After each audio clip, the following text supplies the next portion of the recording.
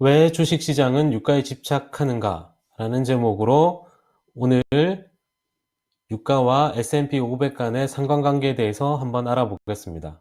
유가는 경기 침체의 바로미터이기 때문입니다. 그럼 왜 바로미터일까요? 경제 성장이 원유 수요와 밀접한 관계가 있기 때문입니다.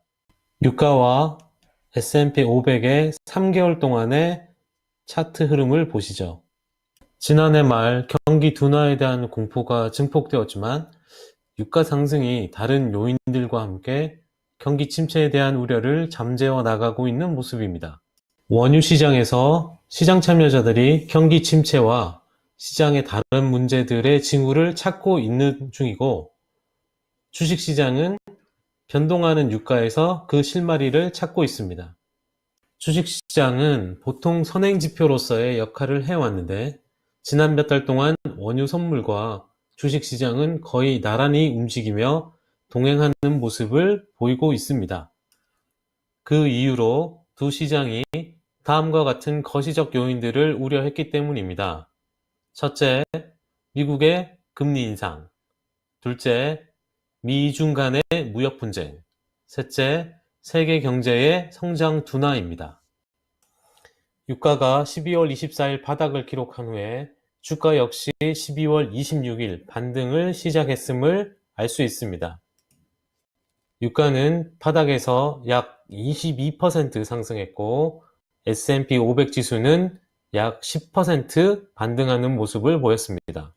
유가와 S&P 500 간의 상관관계를 나타내는 그래프입니다.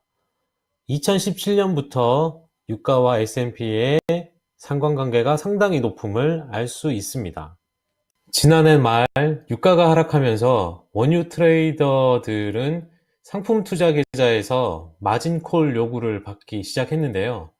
원유 포지션을 커버하기 위해서 주식을 매도할 수밖에 없는 구조였습니다.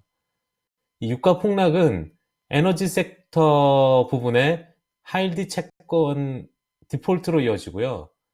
그 위험이 시장 전반에 퍼질 것이라는 그 우려를 촉발시켰습니다.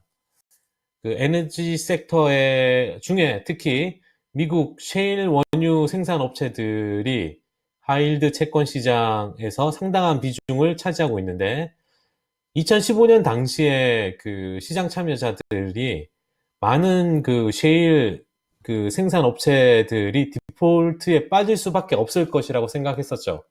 그래서 한동안 그 시장이 그 긴장감이 상당히 높았었는데, 이러한 그 과거의 그 기업들이 하반기에 떠올랐던 거죠. 그래서 12월 하이힐드 채권 시장이 급등하는 모습을 보인 것을 볼 수 있었습니다. 현재는 이 상황이 상당히 회복이 되었고요. 유가와 주가가 반등하면서 일정 부분 그러한 우려를 해소하는 모습이었습니다. 그래서 좀 전에도 말씀드렸지만 유가와 주가의 상관관계가 꽤 밀접한 상황이라는 것을 볼 수 있습니다. 이런 동행 흐름을 보인다면 주가 전망을 위해 유가 전망을 살펴봐야 할 것입니다. 뱅크 오브 아메리카 메릴린치의 전망에 따르면 2019년 유가는 상승할 가능성이 높아 보입니다. 공급 측면에서는 사우디아라비아 감산이 시장을 떠받칠 것으로 보고 있습니다.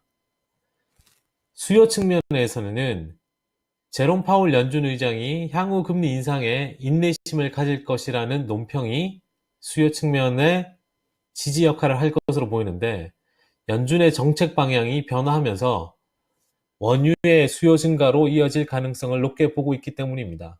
즉 다시 말해서 크리스마스 기간 동안 원유 시장에 불어닥친 글로벌 경기 침체 우려는 너무 과도했고, 연준이 글로벌 경제 둔화를 막기 위해 선제적 행동을 할 것으로 보고 있습니다.